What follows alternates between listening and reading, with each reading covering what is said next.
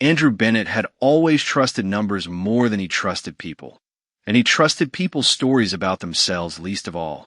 Numbers did not flatter you. They did not smile at you in a hallway while planning to take something from you. A number simply sat there, patient and honest, waiting for someone willing to read it correctly. Andrew had built his whole life on that principle, and on the night he finally understood how it would save him, he was sitting alone in his study in Omaha, Nebraska, looking back on 10 years that had tested it more than he ever expected.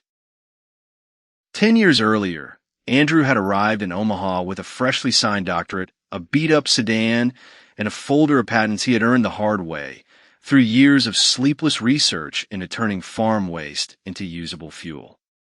He was tall and a little too thin for his height, with the kind of quiet, watchful face that made people assume he was shy until he started talking about chemistry, at which point his hand would come alive, sketching invisible diagrams in the air.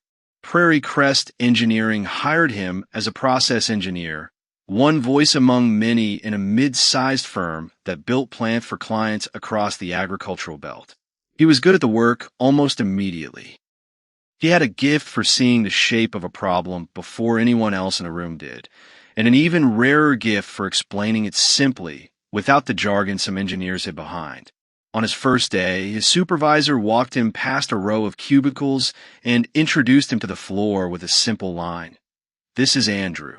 He's the one who figured out how to turn corn stalks into jet fuel." Andrew had shrugged off the compliment with a small, embarrassed smile, tucking his hands into his pockets, a habit Claire would later say made him look like a man permanently bracing for cold weather, even indoors. He preferred listening to talking in those early months, taking notes in a battered spiral notebook he carried everywhere, and it was that same habit of careful documentation that would, years later, become the quiet foundation of his defense. It was in his first year that he met Claire, a third-grade teacher with an easy laugh and a way of looking at him that made him feel like a person instead of a resume.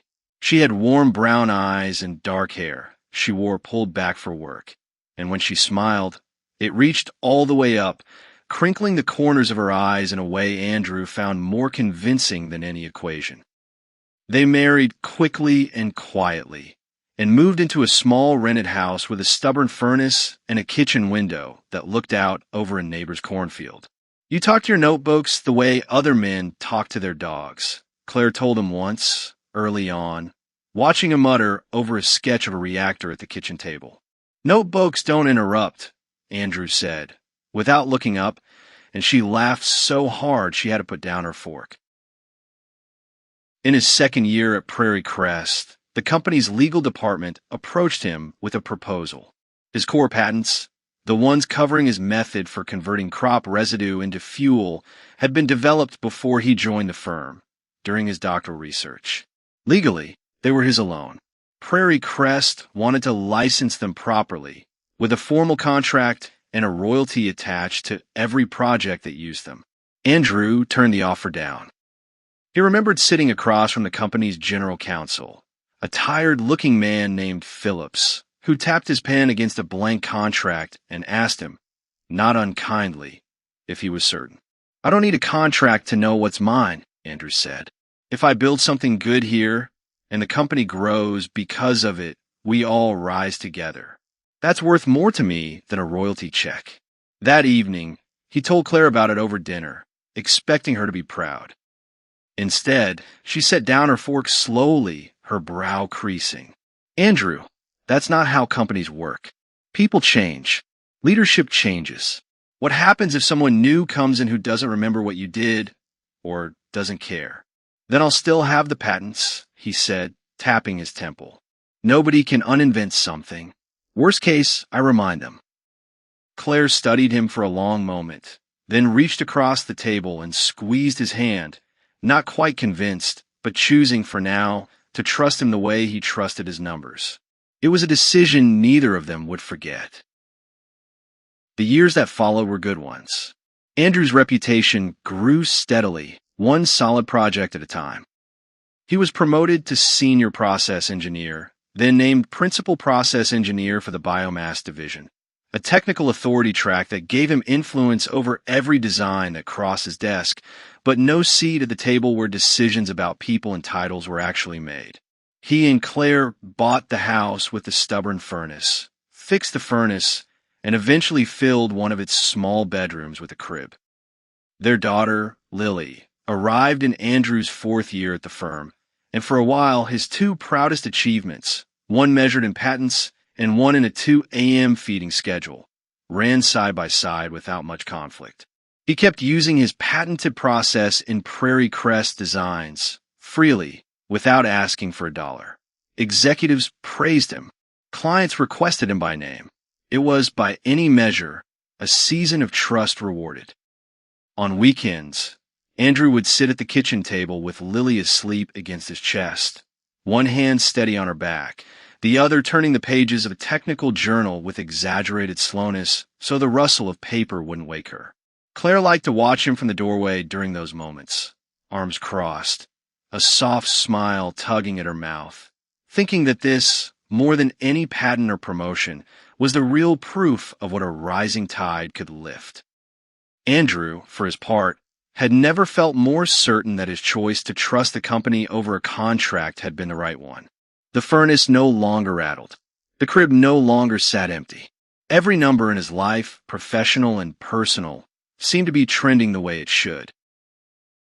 Everything shifted in Andrew's 7th year, when Derek Holloway was hired as the new technical director. Derek was a heavy-set man who wore expensive suits a size too tight, as if he had bought them for a version of himself he intended to grow into. He had a booming, confident voice and an even more confident handshake, the kind that lingered a beat too long, daring you to pull away first. His technical knowledge, Andrew would learn, was thinner than his confidence suggested, polished just enough to survive a meeting, but not enough to survive a real question. He had a habit, when listening, of steepling his fingers beneath his chin and narrowing his eyes, a posture that looked thoughtful from across a conference table, but that Andrew came to recognize as something closer to cataloging than understanding, the look of a man memorizing an answer rather than absorbing it. The first time Andrew felt something was wrong, he could not name it. It arrived quietly. The way the water problem in his reactor design had once haunted him for weeks before the answer clicked at his own kitchen sink, watching Claire wring out a dish towel. That night, watching the water twist free from the fabric, Andrew realized the fix, a 2-stage system that pulled the reaction's byproduct water out early, before it could damage the catalyst inside. The next morning, he presented the idea to his team in a glass-walled conference room, dry erase marker in hand, unable to keep the grin off his face. Derek sat at the end of the table, arms crossed, saying almost nothing, his eyes narrow and calculating rather than confused.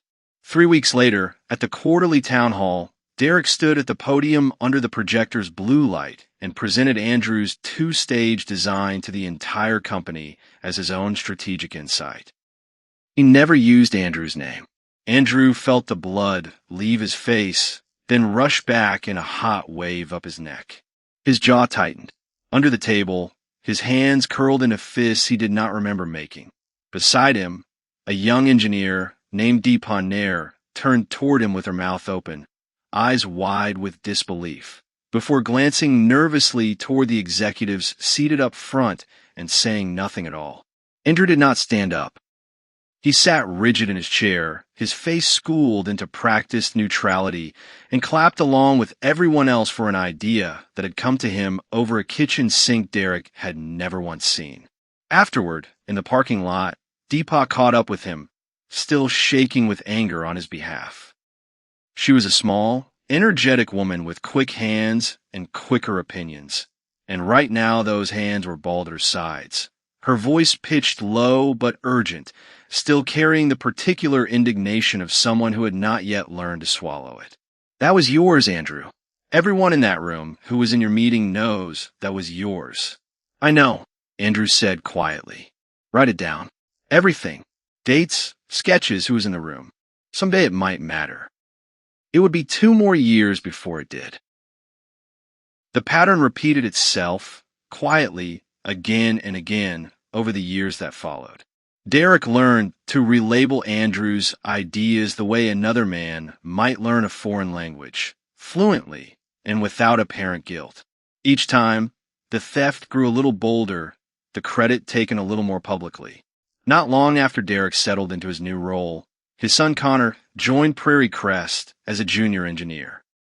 Connor was sharp-featured and restless, always checking his phone, always dressed a half-step too formal for the office, as though auditioning for a promotion that had not been offered yet. He had his father's confidence without his father's years of practice hiding weak technical footing behind charm. Over the 2 years that followed, Connor's title changed twice, each time with little correlation to anything he had actually delivered. By Andrew's 8th year, he carried the title of project engineer, a title that opened doors to meetings he had no real basis to sit in, courtesy of a father who signed the promotion paperwork himself. Andrew began keeping 2 sets of notes after that town hall, one in the shared project files, careful and neutral, and one in a private notebook at home, dated and specific, recording every meeting where an idea of his had entered a room in his voice and left it wearing Derek's name. Claire noticed a new notebook on the nightstand one night and asked about it, and Andrew explained, quietly without drama, that he was simply keeping the record straight, the way he would document any experiment worth repeating. She did not question it again. She only nodded and began, without being asked, to save the emails Andrew forwarded her after each incident, filing them into a folder of her own labeled, simply, just in case. There was one evening, near the end of Andrew's 8th year, when he came home late, dropped his bag by the door, and sat down heavily at the kitchen table without a word. His shoulders were rounded forward, his tie already loosened halfway down his chest, his eyes fixed on some middle distance past the table's edge.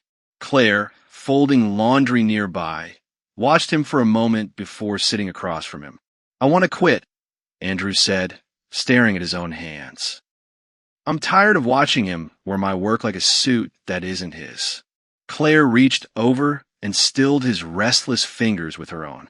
"I know you are, but quitting now means walking away with nothing but a story nobody outside this building will believe.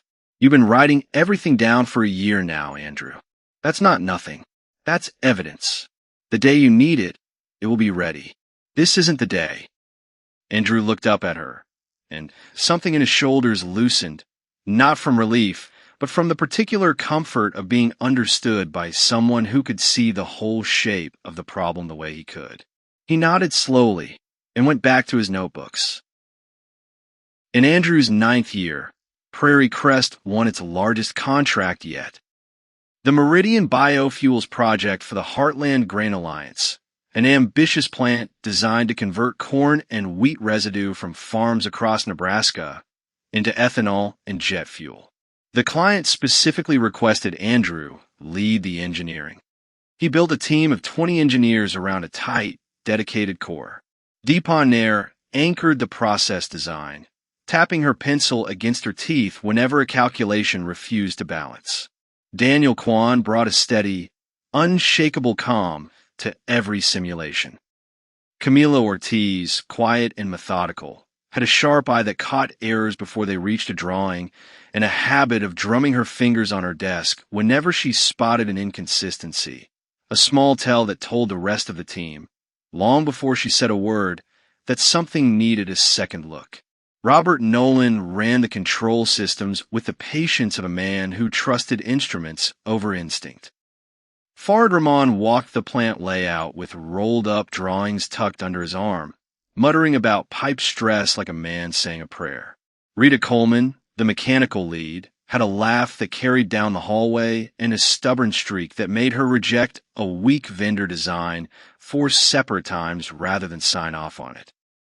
For 6 months, the team worked long hours, some nights lasting well past 10 o'clock, chasing down a stubborn calculation or double-checking a control diagram until it was right. Andrew came home late more nights than not, and more than once found a plate of dinner left covered on the counter, Claire already asleep. But there were also nights she waited up anyway, just to hear how the day had gone. Late one evening, passing the conference room on his way out, Andrew found Deepa still hunched over her laptop, chewing the end of a pencil, refusing to leave until a stubborn mass balance finally closed. Down the hall, Robert sat alone recalibrating a control loop diagram for the fourth time that week, his reading glasses pushed up into his hair, muttering numbers under his breath like a man counting sheep. Nobody complained. Nobody asked to be relieved. Andrew stood in the doorway for a moment, watching them, and felt something rise in his chest that was closer to gratitude than pride, a quiet certainty that whatever else happened, this team deserved better than what was coming.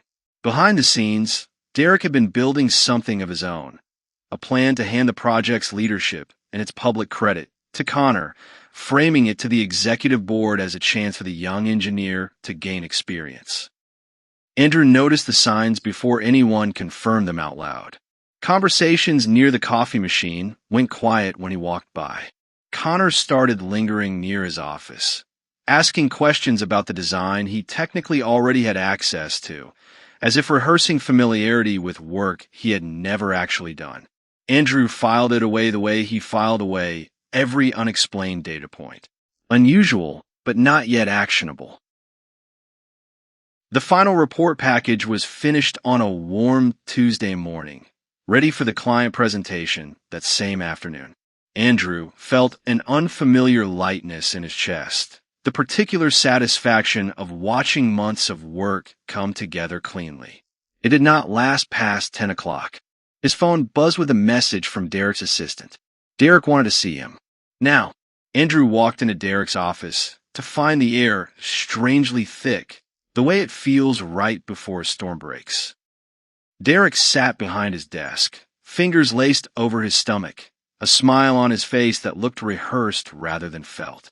In the corner chair sat Renata Sinclair, the company's chief human resources officer, a sharp-featured woman in her 50s whose tailored blazer never seemed to wrinkle no matter the hour.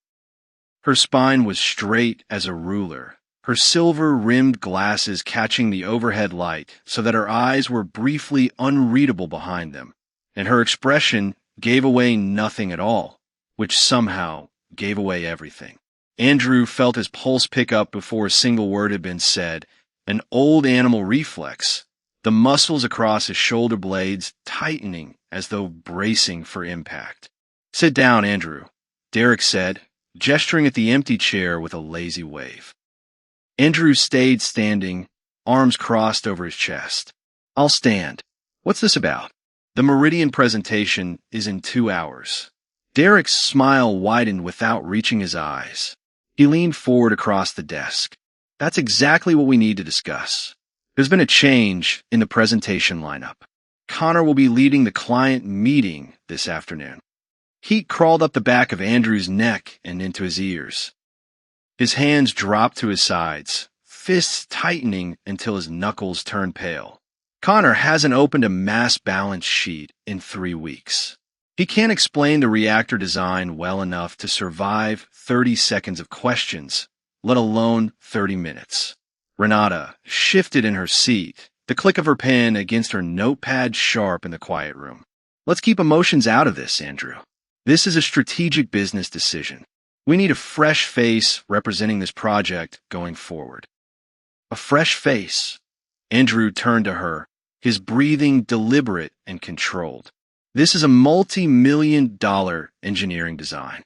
My team pulled 60 and 70-hour weeks for 6 months, some weeks worse, to build it." Derek stood, drawing himself up to his full height, one finger pointed at Andrew's chest. "Let's be clear. You will hand over all project documentation and access credentials to Connor, effective immediately. Don't make this difficult." Something in Andrew went very still, the particular calm that settles over a person right before a structure gives way, when the numbers have already told you what happens next. He leaned forward, palms flat on the desk, close enough to see the small, nervous twitch at the corner of Derek's eye. "You are stealing from me," Andrew said quietly. You have taken my ideas for years and called it teamwork. I will not stand here and let you hand my life's work to your son. I refuse. Renata rose sharply, her heels striking the floor as she stepped between them, holding a folder like a shield. Andrew, this refusal is gross insubordination. If you do not comply right now, we will terminate your employment for cause, without severance. Andrew looked at Derek's smug, satisfied expression, the look of a man who believed a quiet academic would rather keep his paycheck than his name. A slow, humorless smile crossed Andrew's own face instead. He straightened his shirt cuffs with unhurried precision. Then fire me, he said. For a moment, nobody moved. Derek's confident expression flickered, just slightly, a crack in the plaster. Renata's jaw tightened, and she picked up the desk phone without a word, murmuring something short into it. By the time Andrew reached his own office, a security guard he vaguely recognized from the lobby desk was already waiting outside the door, arms folded, not unkind, but not looking away either. Andrew nodded once at him, an engineer's acknowledgement of a system doing exactly what it had been configured to do, and packed what mattered under the guard's quiet watch. A stapler, a framed photo of Claire and Lily, a coffee mug that read World's okayest engineer. His badge stopped working on the elevator before he even reached the lobby.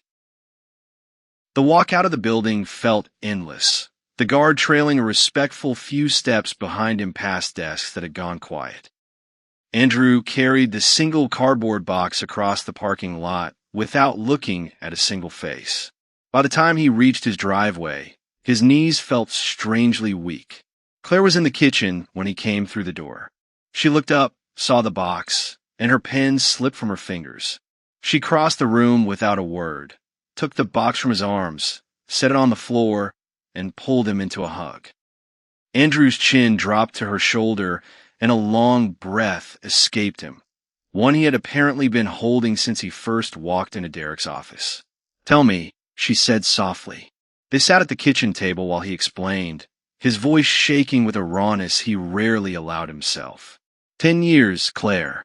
Gone in 10 minutes, because I wouldn't let them take my dignity along with everything else. Claire squeezed his hand hard. When he looked up, her eyes were blazing, not with fear, but with something close to pride. "Andrew, look at me. They stole your labor. They cannot steal your mind. We don't need their titles. We have our integrity, and no executive on any board can fire you from who you are." Her words settled something in him, and his posture straightened as a realization sparked behind his eyes. "They forgot," he said, a disbelieving laugh rising in his throat. "Forgot what? The patents. Everything in that design, the reactor, the water stripping step, all of it runs on processes I own personally, granted years before I ever set foot in that building. For 8 years, I let them use it for free on a handshake. That handshake just walked out the door with me, in a cardboard box, next to a mug about being the world's okayest engineer." That same afternoon, precisely as Derek had insisted it would, the Meridian presentation went forward without him. A former colleague later texted Andrew a full account of what happened in that meeting, and he replayed it in his mind so many times afterward that it began to feel like a memory, though he had never been in the room. Connor stood at the front of the conference room in an expensive suit that fit him far better than his understanding of the process did. The meeting held steady until the client's chief technical officer, a veteran engineer named Dr. Harold Voss, leaned forward with one eyebrow raised. "Mr. Holloway," Voss said, "the mass balance on page 42 shows a yield that isn't realistic given the feedstock. How does your process handle the water produced during the reaction without damaging the catalyst in the first operating cycle?" Connor froze. His confident expression drained away, replaced by something closer to panic. His jaw fell open a fraction, his eyes darting between his father and the slide behind him like a man searching for an exit that had quietly sealed itself shut. He reached for a glass of water with a visibly shaking hand, spilling it across his notes. We have a proprietary buffer system. My father can explain further." Derek jumped in with a flurry of vague corporate language about proprietary frameworks and confidentiality. Voss closed his laptop with a sharp snap. "We don't buy buzzwords," he said. "We buy working engineering. And frankly, this entire design looks exactly like Dr. Andrew Bennett's published research. Where is he?" By that evening, Andrew's patent attorney had already filed for an immediate injunction to stop Prairie Crest from using his technology, a filing Andrew had quietly asked him to prepare a week earlier, the moment the shift in the office atmosphere had turned into something he could no longer file away as an unexplained data point. What followed over the next 2 weeks was, in its own way, a case study in how quickly a company can come apart once the ground beneath it cracks. The first few days were quiet in a way that unsettled Andrew more than shouting would have. He filed for unemployment out of sheer procedural habit, the same careful documentation instinct that had filled his notebooks for years, even though Claire's teaching salary and their modest savings meant they were in no immediate danger. He caught himself checking his phone for messages from recruiters who did not yet know to call him. And twice he opened his laptop to draft an email to a competing firm before closing it again, unsure if leaving quietly would forfeit the ground he had spent years documenting. 2 days after the filing, a formal cease and desist letter, backed by the injunction request, landed on the desks of Prairie Crest's board of directors. Without a license to Andrew's patents, the Meridian design was, in plain terms, a legal liability the company could not build around. Andrew did not celebrate when his attorney called to confirm the filing. He sat in his study for a long while afterward, turning a pen slowly between his fingers, feeling something closer to quiet certainty than triumph. There is no joy in watching a bridge collapse exactly where you predicted it would.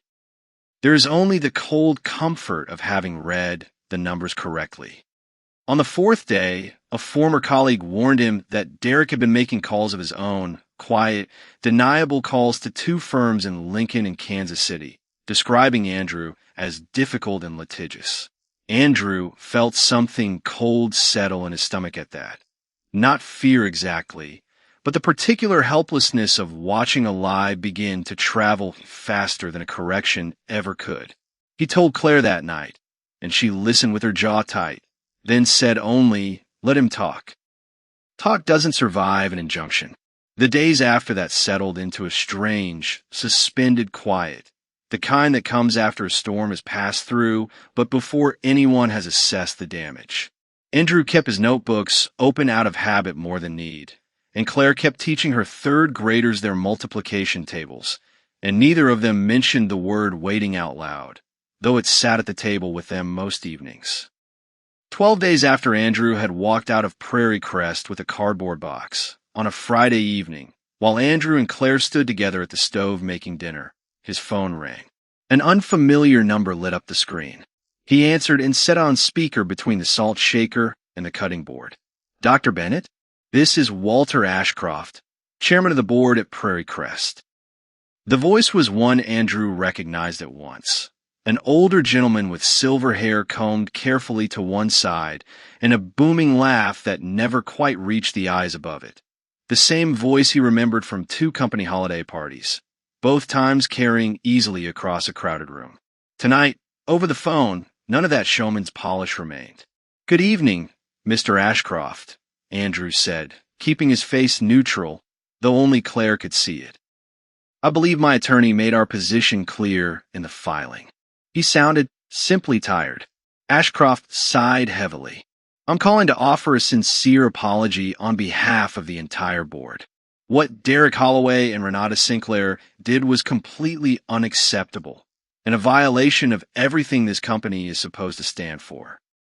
They both seemed quite convinced they were acting in the company's best interest, Andrew said, leaning back against the counter, watching Claire's small, knowing smile from across the kitchen. "They were fools," Ashcroft snapped, before his voice sank back into exhaustion. "As of 3 o'clock today, Derek Holloway and his son have been terminated for cause. Renata Sinclair has resigned, effective immediately. We've cleared out the rot, Dr. Bennett. All of it. Andrew let the silence stretch, a deliberate pause, the kind he might use to test how much pressure a system could hold before it told him the truth about its limits. And what is it you want from me, Mr. Ashcroft? We need you back, Andrew. Ashcroft's tone was stripped of all its old bravado. The Heartland Grain Alliance has told us plainly they will walk from a contract worth, well, over $400 million over the life of the plant if your name isn't back on this project by Monday. The board has voted unanimously to offer you the technical director position, full technical authority, a complete restructuring of your compensation. And regarding the patents, we want to purchase a proper license. Whatever royalty structure you consider fair, we will sign it as written. You name the number. We will not negotiate it down. Please. This company's future depends on it. Andrew turned the offer over in his mind the way he might check a set of design numbers before trusting them, searching for a hidden condition, a piece of fine print that would quietly undercut what sounded, on the surface, unconditional. There was none. Ashcroft had said plainly, "You name the number." For the first time since walking out of that building with a cardboard box, Andrew felt something other than vindication settle into his chest. He felt simply valued on his own terms. "I'll draft the terms myself, Mr. Ashcroft," he said. "My attorney will have the license agreement ready for the board's review by Monday morning. If Prairie Crest signs it as written, I'll see you Tuesday." His phone buzzed once more before he had even set it down. Deepa. A single photo with no caption.